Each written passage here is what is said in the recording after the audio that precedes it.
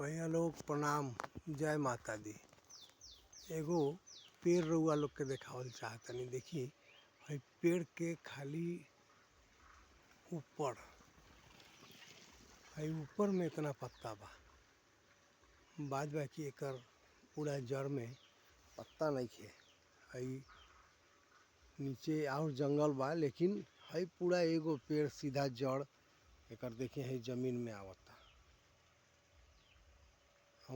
बड़ा हमरा अजूबा लागल, का चीज़ के पेड़ है तो नहीं मालूम, लेकिन हमरा ये चीज़ बहुत बढ़िया लागल है कि देखिए हई पेड़ के खाली ऊपर में पत्ता नज़र आवता, एकदम पत्ता पूरा घौंचा में एक जगह, एकर सीधा पेड़ एकदम।